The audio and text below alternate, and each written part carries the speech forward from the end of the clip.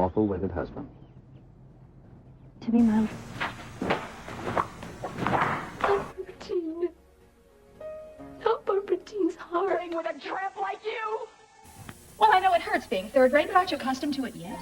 Oh, Robin, I see you. I myself the slut of Springfield! Son of a bitch in heat.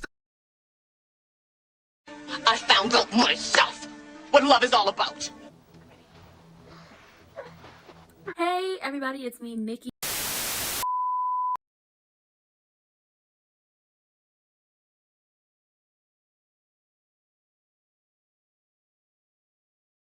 Hey everyone, we're here to talk about them soaps. I know I'm behind, but it's been a long weekend, getting ready for the holidays, start prepping days early, trying to get everything ready for everybody. But that's neither here nor there. I made a commitment to y'all and I will fulfill it. So let's talk about them soaps. And before we get into it, please always remember to hit the subscribe button and also hit the notification bell so you can be reminded of and notified about all the great content we have going on the channel. Now let's talk about General Hospital, and we're talking about from the 22nd to the 24th. Child, it was a mess. So let's get into it. Diane and Alexis then headed down to the hearing. Alexis has her good luck charm Gregory gave her. She does not know that Gregory has passed away at this moment. They get down to the hearing. They see a man with a beard, and it's like, who is this man? We don't know this man. What is he doing here? So everybody gets sworn in, and the man just so happens to be Neil's brother, and he stands up and he's like, Alexis is a liar. I'm going to prove that she's a proven liar. She's the reason why my brother is, gone to the upper room. She's all these bad things, and Alexis like trying to plead her case, and it's just like, girl, well, you got the family of the loved ones, typically they like to go with them no matter what you do or what you say. You will never change. Brooklyn and Chase, we know they're not going to end up going to Rome. Why? Because Gregory has passed away, so they're at the airport, and Chase is sad, and he's just going through all the emotions, and they end up going back to the Quartermain house instead of going directly to Finn's, because Finn wants to break the news to Violet on his own. He doesn't want Violet to have to hear from anyone but him, and he doesn't want it to be too many people around to where she can't express her feelings correctly.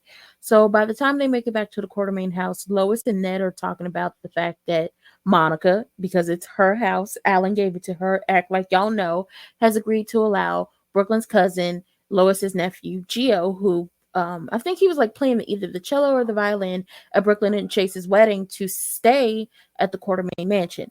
The only problem is Tracy might have an issue with it. But really, all the people have to do is hit her with, this is Monica's house. Alan gave it to her, point blank, and the period. Y'all remember when Alan gave her that house? If you don't, we'll go back over it at a later date. So Lois and Ned are talking. Chase and Brooklyn come in. It's just like, what are y'all doing here? And then they have to break the news to Lois and Ned is offering condolences. Anything I could do. Lois is the same. And just saying, Gregory was a good person. I always felt joy when I was around him. We had a good old time.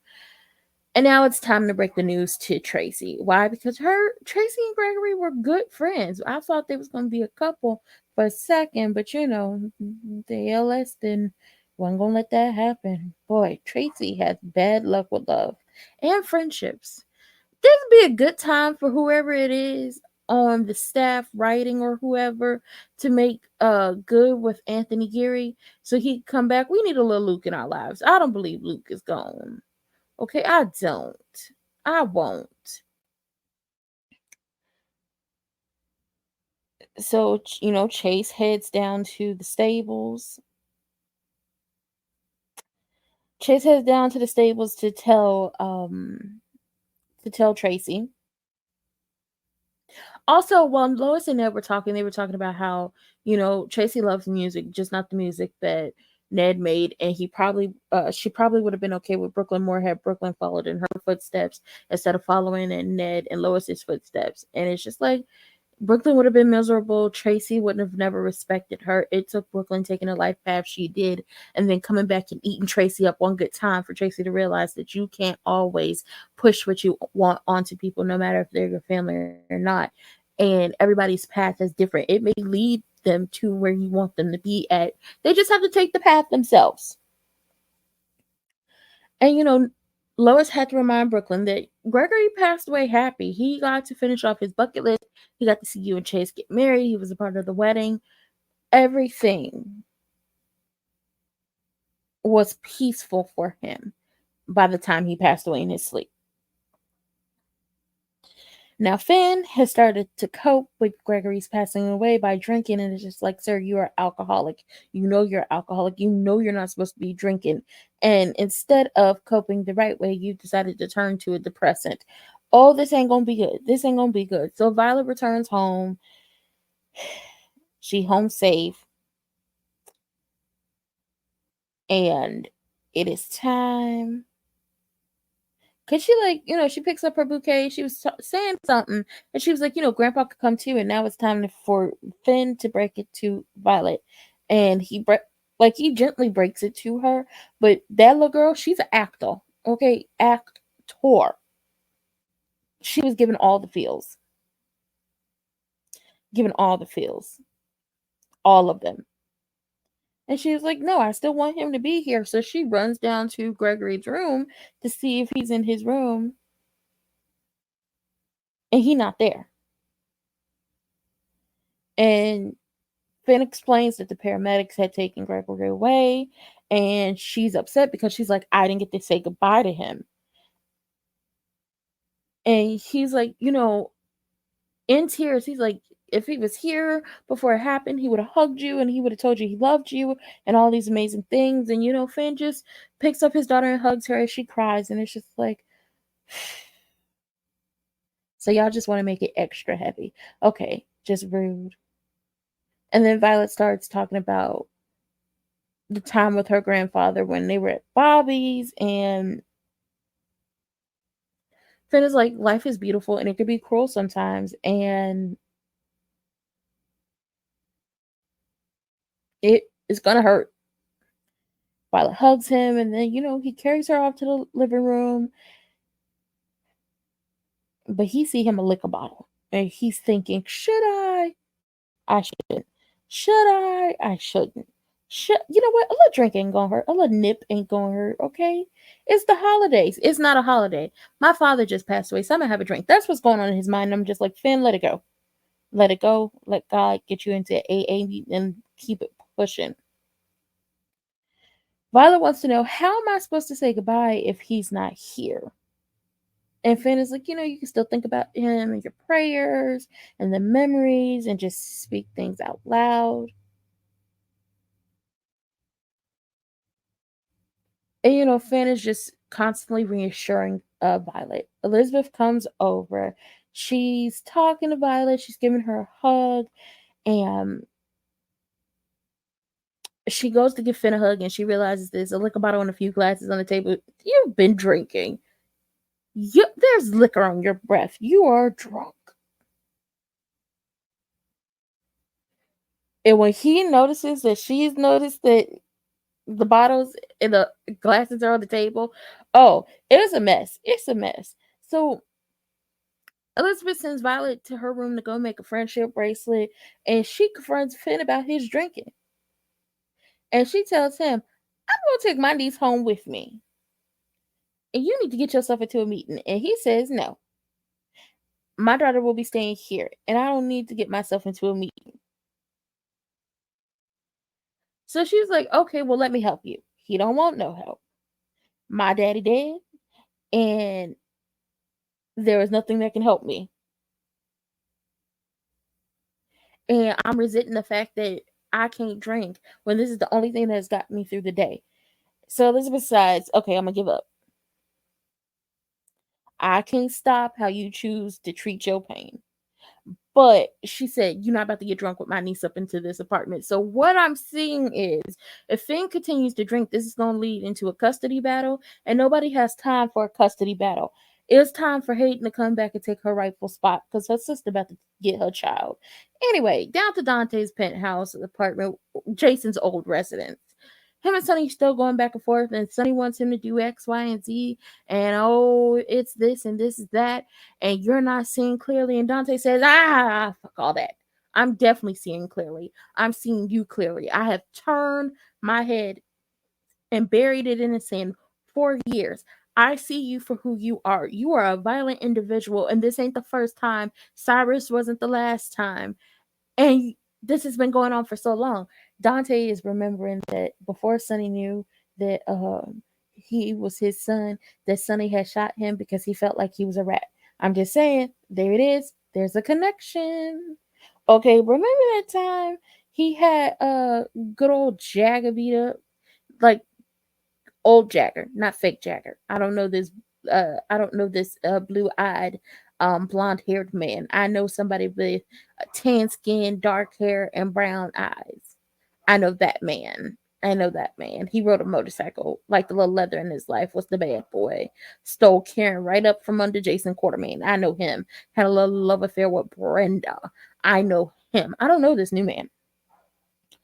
He's like, I know and see you for exactly who you are. I'm a cop. It's not going to change. Stay away from Dex because if he turns you in, you can't make amends with us from prison, okay? He has every right to turn you in if he wants to. Every right to turn you in if he wants to. And Sonny is like, you've forsaken me. And Dante's like, what you want me to do about it? What does that mean? What exactly am I supposed to say to that? Too many people are getting hurt. You know exactly what you need to do. Stay away from Dex and keep it pushing like that. And Sonny's still upset with him because y'all know Sonny off his medication. Ava's feeding into his delusions. He's feeling like everyone's against him. And he says one more time, my son has forsaken me. And Dante says, no, I'm trying to save you. But I'm done protecting you. You committed a crime. There are consequences. Instead of replying to all of that, Sonny decides to leave. Why? Because he's upset. So he goes over back to his penthouse and he talks to Ava because his penthouse is like right down the hall. And he's talking to Ava, and Ava's just feeding into his delusions, and she's just going for whatever he has to say. And it's just like, Ava, you is dumb. You is stupid because Sonny is spiraling at this point. He is having he's in a manic episode. And when he gets down to going after you, when you make one false move, every bad thing that you have ever done to him or his family, he's going to throw back in your face. And then what? There was the whole killing Connie.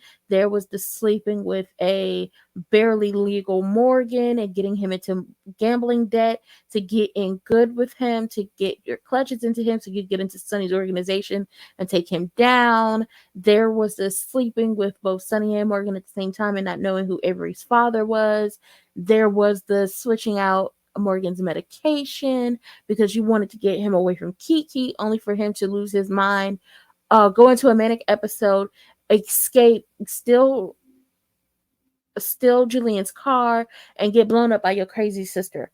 We're not sure if Morgan is alive or if he is going to the upper room, but it's always they always come back on soaps. But when he finally lets loose on you, I won't have two words but to say other than I told you so. That's three words. I'm gonna say I told you so. I told you so. That's four words. I'm sorry. It's the holidays. I'm a little confused. I have a headache. I'm gonna say I told you so, Ava. And Ava's just, oh, Ava just missed her father, and she loves you. And Sonny's agitated, and it's just like, girl, keep it pushing. Now, Michael has talked to Dex, and he's asking for Christina's sake.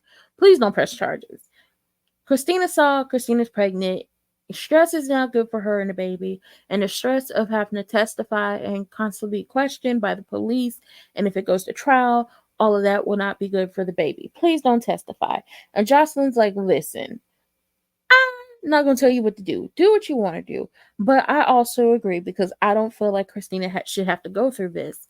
Once again, Christina probably in the wrong place in the wrong time. And at this point in time, the way they're writing, Christina probably would tell on her father in a heartbeat because even though that's her father, she can't get down with the violence right now.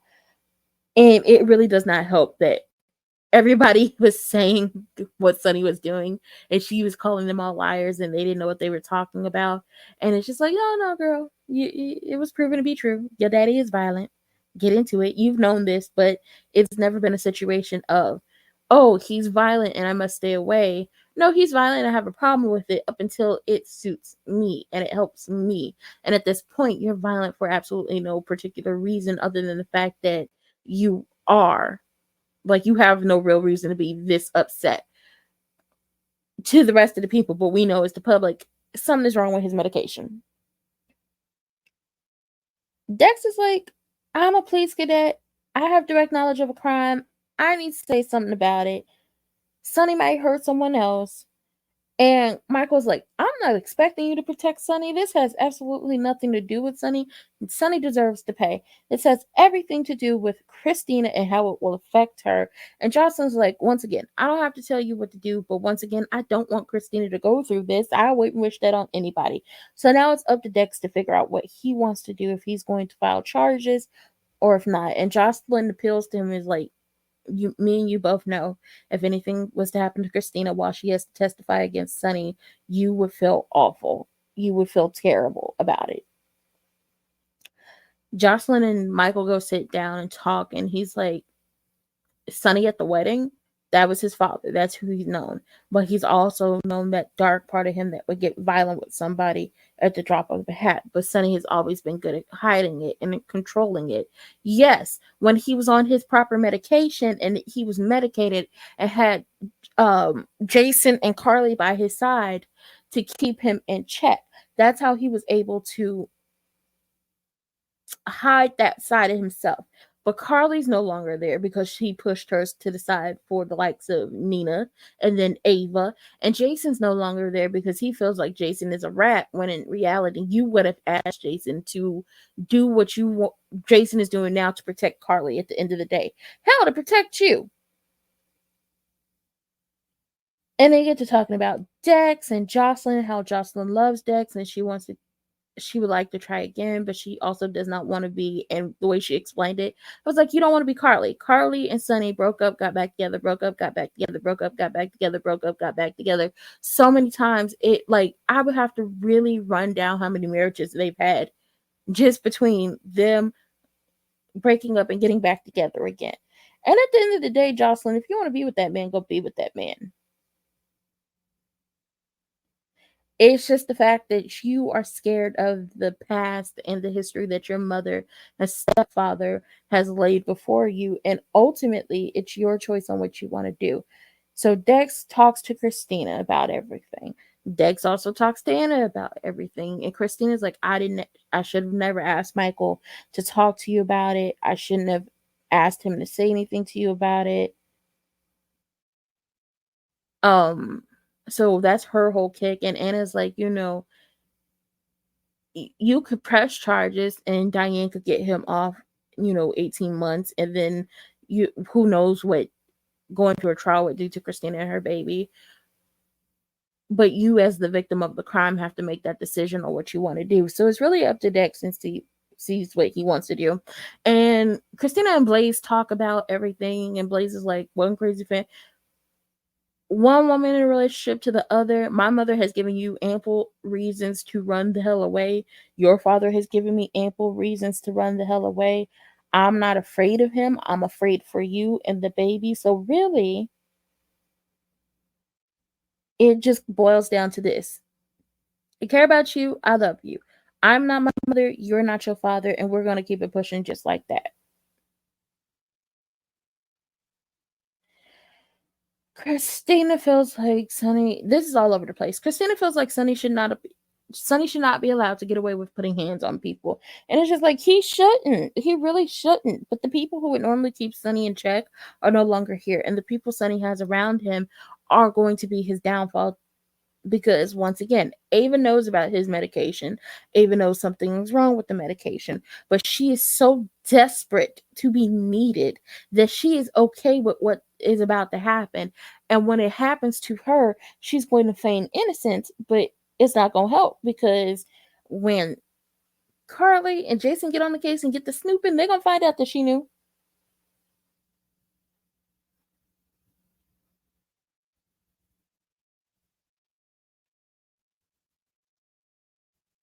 Now, I'm gonna say this. Christina, when she called Dex over there, like I told y'all, she told Dex, she shouldn't have asked Michael to have that conversation with him. That's not what she should have did, but she did anyway. But she also called him over there to tell him, if you decide to press charges against my father, I'm gonna be right there testifying for you. And that's the messed up thing about, not messed up that she would be willing to testify against her father. That's just how bad the situation has gotten. And honestly, it all could have been avoided had certain people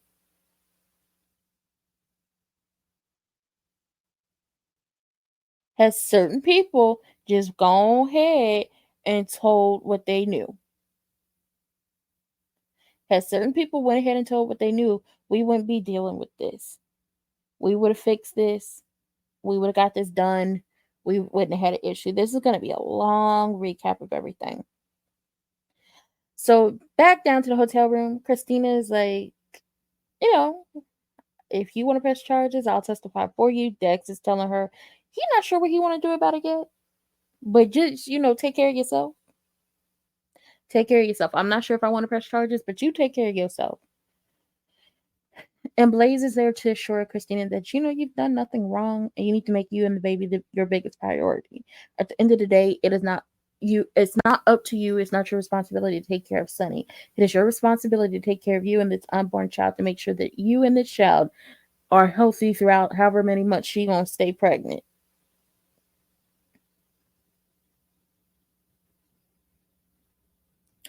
So we continue on.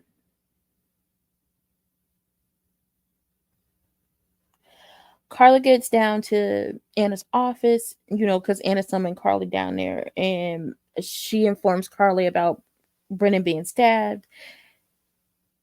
And she continued, like, Brennan wouldn't confirm or deny that he stabbed himself, giving him, the chance to see you again. And Carly insisted, like, listen, I don't know nothing about him stabbing himself.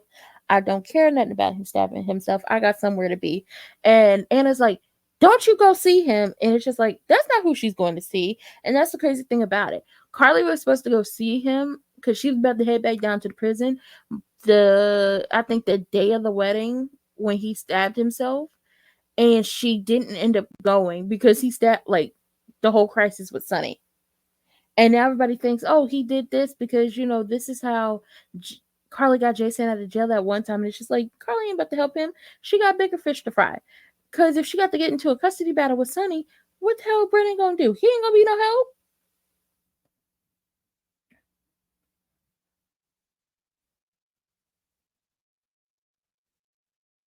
Like I said, I'm all over the place because Hannah talked to Carly before Dex came to see her. So this is a mess. This is a mess.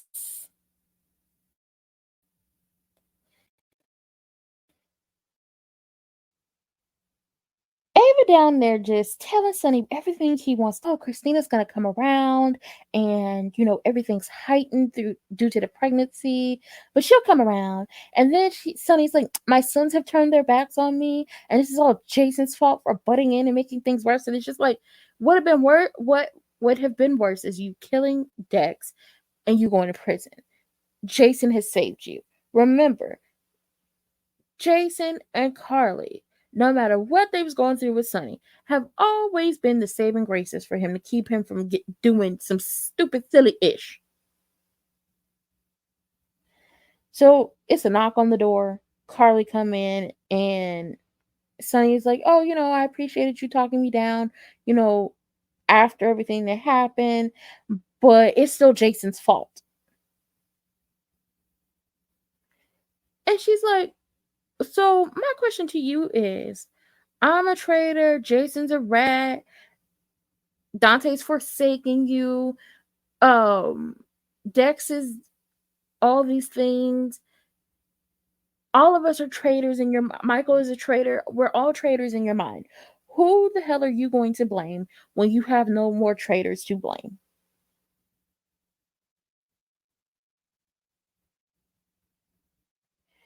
And he's like, me and Christina are going to be good. And Carly ends up leaving. And Ava, once again, piling on with the BS, says, it's almost like she wants you to be estranged from your kids. And it's just like, no, you are helping him not be around his kids. You are helping this bad situation. Dante doesn't want to be around him because the more crimes Sonny commits, the more crimes Dante's going to be privy to. Michael been done with Sonny after everything that had happened with Nina. Christina is about done with Sonny after this whole situation with Dex. Jocelyn done with Sonny after the whole situation with Dex. The only kids still around who can't just be like, oh, up and be done with you are Donna and Avery. And it being up to Carly what happens with Donna, oh, best believe she ain't about to send her child over there. So the only kid he gonna have around is Avery. And it's just like, Ava, you're putting your daughter in danger. Not because Sonny is going to do something, but Sonny's behavior is not going to be helpful to the safety of your child. And you don't care because you're so desperate to be needed and wanted around that it's like, who cares what happens? This is fun. We back over at Finn's. Elizabeth is, refusing to let this man throw away his sobriety, and it's just like he's already thrown away his sobriety, so it's just like you're refusing to allow him to become even drunker. Just say that. And Finn is like, I'm in charge of my own sobriety, and she's like insisting that she's looking out for him by way of looking out for Violet. And Finn told her, go make friendship bracelets or get out. And I was like, oh, Finn.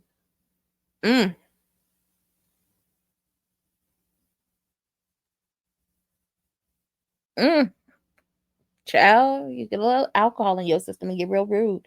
He went and opened the door for her, and Elizabeth shocked, left, and he closed the door in her face and he began to cry. He going through it, but that does not mean you start to get drunk.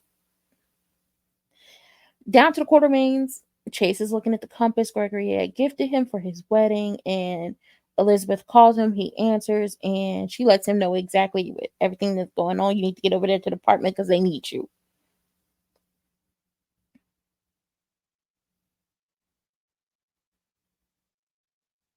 Brooklyn takes this moment at the Quartermains to tell Ned just how much she loves her father, how much she appreciates him. And they hug it out because you only have one life to live. That was a good soap opera. It really was. And you don't know how long you have with your loved ones. So tell them you love them while they're here.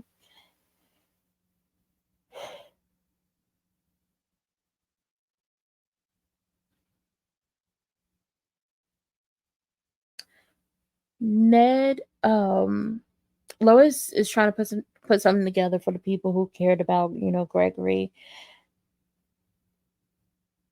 If they want to gather around, and Lois urges Ned to go talk to Tracy because her and Gregory were close.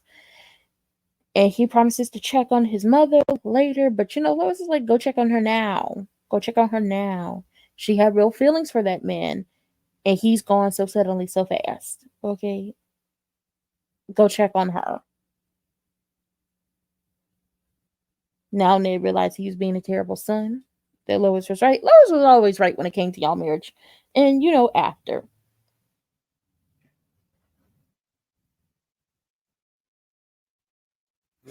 So he goes to check on Tracy. Gio shows up, and Lois has to, break the news about Gregory. And he feels like, oh no, this is a bad time. And she's like, no, this is the perfect time. We're gonna need somebody to play at the funeral. That is my opinion. We're gonna need somebody to play at the funeral. So this is the perfect time for extended family to come stay. And it's the right place for you. Finn is just drinking his life away, having more drinks. Violet comes out and she has the friendship bracelet. And he's like, oh, I'll give the friendship bracelet to Aiden later. And, Elizabeth needed to leave. That's why she's not here. Knock on the door. Chase in Brooklyn. Brooklyn notices the open liquor bottle and she offers to go walk with Violet. So Finn and Chase can talk. And, Violet loves her some Brooklyn, so they go on a little walk. So they leave them to talk, and Chase wants to know what happened. So Finn tells him everything. And then he notices the bottle. If admits to having more than one drink. So Brooklyn and Violet are down at Bobby's, and they're talking about Gregory and what he would have wanted. And Violet's like, my dad's sad, like he's really sad. What if something happens to him? He's my everything. And Brooklyn just reassuring her that, nothing's gonna happen to your father. And it's just like, oh, Brooklyn, no, don't tell her that. Her daddy's a drunk. Something might happen to him because he's getting drunk in the middle of the day after his father passed away. Back down to the hearing. Alexis is running it down how she had been disbarred for committing perjury, how she had been on a medical board hearing and not a court of law, how she had been in a medical board hearing and not in a court of law. She continued that, the Bar Association had met without her present, and Fergus had been a member of the panel. He chimes in and says that he recused himself from the case, but Alexis shot back that his replacement had been his law partner, which is a conflict of interest. Alexis didn't think she had been given a fair hearing, and she's demanded to know the name of her accuser. So they get the arguing back and forth, and going back and forth, back and forth, back and forth. And they order Fergus to say who the accuser is, and it happens to be old Ava Jerome scamming ass. Y'all know Ava is a scammer. Diane's shocked by everything. And Diane wants to request a hearing to, determine the credibility and the reliability of Ava's testimony. But the judge refuses, and she requests a recess to to get everything together. Because this was an ambush. So they agreed to a 10-minute recess. And then, they expect to hear the final statements. And Alexis just starts to break down. Ava has always had something against Alexis due to the history with Julian, and Fergus' conflict of interest stemmed from her history of Neil, and she thought that her disbarment had never, she always thought her, being disbarred from the law had nothing to do with the actual law and what she had done as a lawyer, and more to do with some biases for certain people. So a judge comes in, they bring him back in. Alexis blamed Ava for losing her license, which had caused her to lose herself. Y'all know Alexis has prided herself in always being a lawyer and just being able to be her. So without her, without that law degree, who is Alexis? Child, we don't know. We don't know who she is without that law degree. Alexis get a little finicky when she ain't got, the law behind her, but it's okay.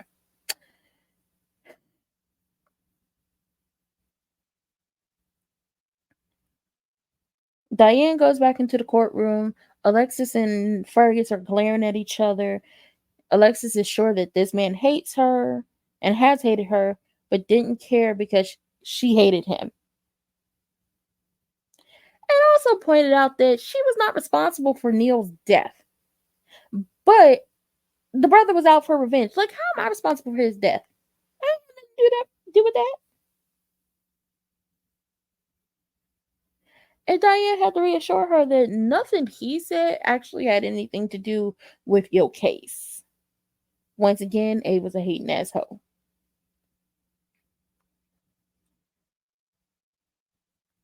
So as they about to go back in, and recess is over, it's time to get.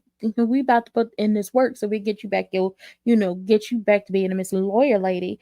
Diane tells her, Alexis, it's time for you to fight like hell. It's time for you to let all that anger out. It's time for you to get it together, because ain't nobody about to sit here and deal with you crying and whining and complaining. It's time to dig deep for that Cassadine up in you and show these people who they really messing with, because they don't want it. Not for real, they don't. So Alexis goes into her final statement. She acknowledges that she lied under oath, but it had not been in a court of law. It had been to during the medical board hearing. Alexis said that the distinction mattered because she hadn't testified as an attorney. She testified as a private citizen trying to protect the man she cared about. Alexis also once again points out that the opposing counsel was Neil's brother. Fergus tried to defend himself, saying, "Oh, I recused myself from the medical review board as soon as, I learned about the complaint against Alexis." And Alexis was like, You may have recused yourself, but the person who replaced you was your partner. So, ooh, conflict of interest. And then she let the panel know that my accuser, Ava Jerome, is my former sister-in-law. And she is most likely trying to get back at me for and retaliating against me to have me disbarred because I divorced Julian after numerous things Julian had did. And Fergus is like, oh, it's irrelevant. It's irrelevant. You perjured yourself. And she said once again, I perjured myself as a private citizen during a medical board hearing, not in the real court of law where I was being a Miss Lawyer lady, not when I was being a lawyer. You see how it does not match up? Because it doesn't. Private citizen attorney. I put one hat on and I take one hat off. Child, she was getting him together, and I appreciated it. I was like, oh, good. We got the pit bull on the skirt back. Hallelujah. Won't he do it? Yes, he will. Alexis says it didn't matter because I didn't even know about my disbarment hearing, nor of Ava and Fergus's involvement in the case. And she said, had I known any of those things, I would have proceeded differently. This disbarment is not about my wrongdoing. It's about a personal vendetta of the Jerome family and Fergus. So she sums it up and says, my personal life, as flawed as it may be, shouldn't bear any on my ability to be a lawyer and to protect and practice law. I lost my career due to a personal vendetta, and I was never given a chance to speak my piece, so I'm speaking it now. Fergus got his chance to speak. Alexis had personal examples as why her personal life should not interfere with her career. He also brought up some, missteps she made as a lawyer like years ago. Justice Caldwell wanted to hear from Carlos that Alexis had encouraged him not to take a plea deal, but she had to be told that he couldn't say anything about it because Julian had him killed. And Fergus is like, well, that was her plan all along. And Alexis and Diane object.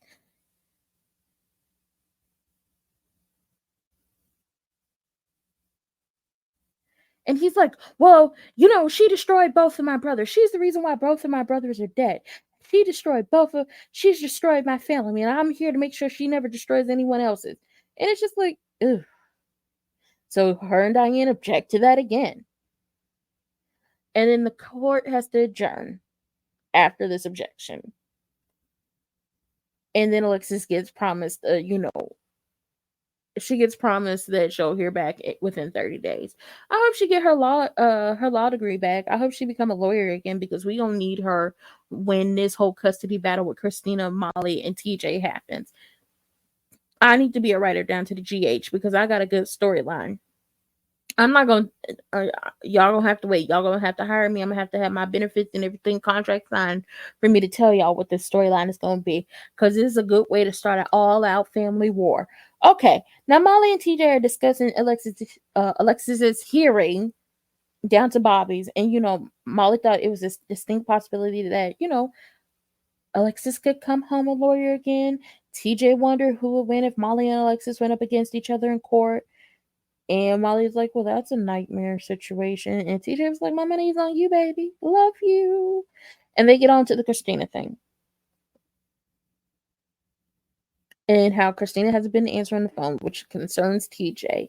And wonders if there had been a rift between the sisters. Based off his recent advice that was given to Christina about Sonny, and Molly was like, no, that's not it. And they're both worried about Christina. And they're more worried about her than they would any other surrogate. And it's just like, well, this isn't going to help. This isn't going to work. This ain't going to last. And Portia, down to the hospital, Portia approaches Elizabeth at the nurse's station to tell her how sorry she is about Gregory. And they discuss Gregory as the person he was and as the man he was. And,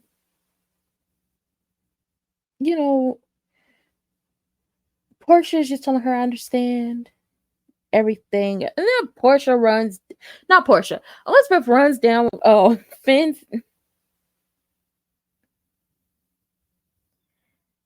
She runs down everything about Finn to Portia, but not the fact that he's drinking. And Portia's just like, that's weird. And you can talk to me as a friend, but also pointed that you're a co-chief of staff, so that's going to be hard to talk to you about this, ma'am.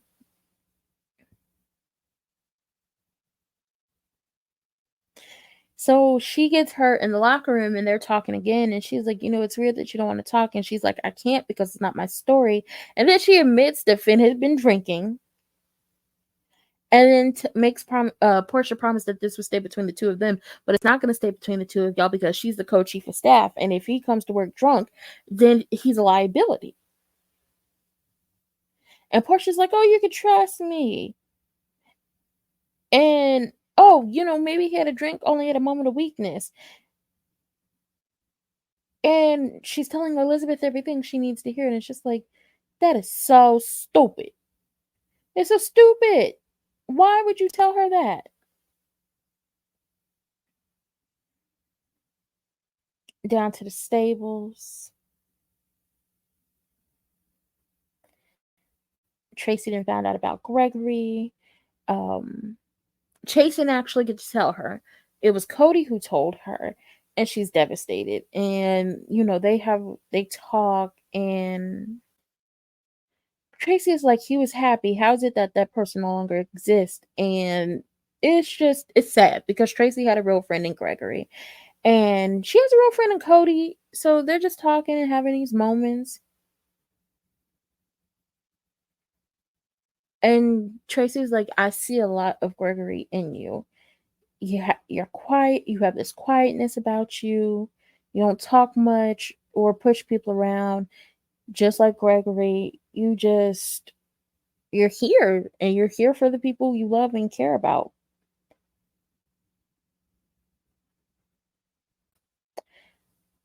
Tracy ends up tracking down Stella later on and she tells her about Gregory and they talk and she's like, I'm just glad that I got to have the time with him. And they talked about the wedding and how happy Gregory was. And she's just happy that Gregory was happy and he died peacefully. And she asked Stella about any medical bills that, she could help with. And Stella is impressed by Tracy's generosity. But Tracy's like, I don't want my name to be attached to it. I just want to pay it off and be done with it. I don't want recognition. She doesn't want to be credited for anything. It's just Gregory in his last days and made Tracy a better person. He softened Tracy up. Tracy has always been hard. The only people she's ever been able to be soft with were Lila and Edward. And even then with Edward, it took a long time for that to happen. And Luke.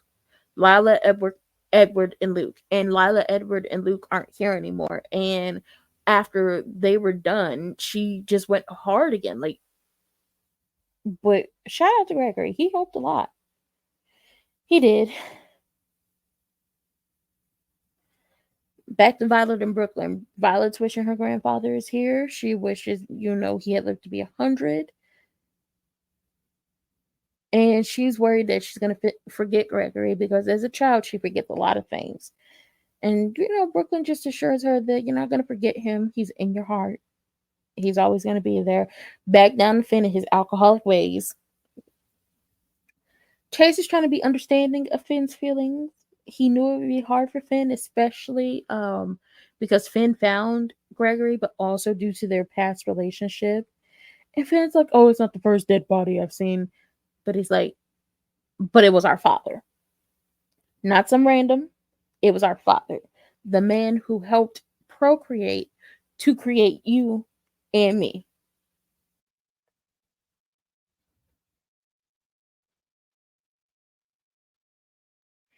And he's like, well, he didn't look like that. He didn't smell like Old Spice. He wasn't smiling. He wasn't making any jokes. He was just cold. Colder than you can imagine. And, Chase and Finn, tears in the eyes. They hug.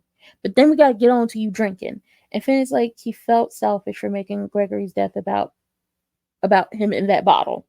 But Chase told him there's no right way to grieve. And that's the truth. There is no right way to grieve.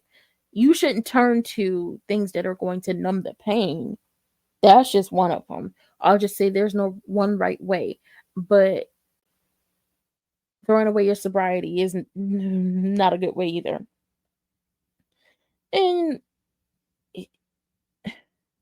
Chase is like, don't be hard on yourself. But Finn feels guilty over how he treated Gregory throughout the years.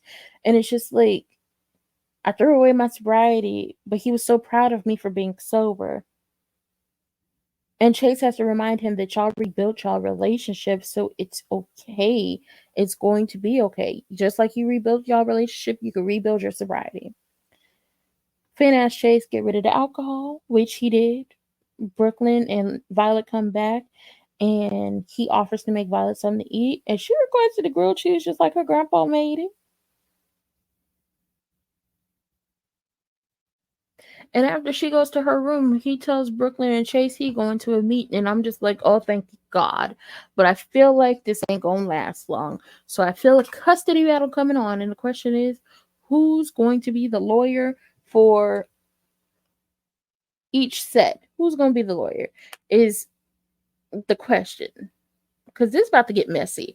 But with that being said, that was it for them soaps. This was General Hospital, the 22nd to the 24th. I don't believe they showed an episode today due to the holiday, but if they did, you'll get it tomorrow. And if they didn't, you get a new episode on Tuesday.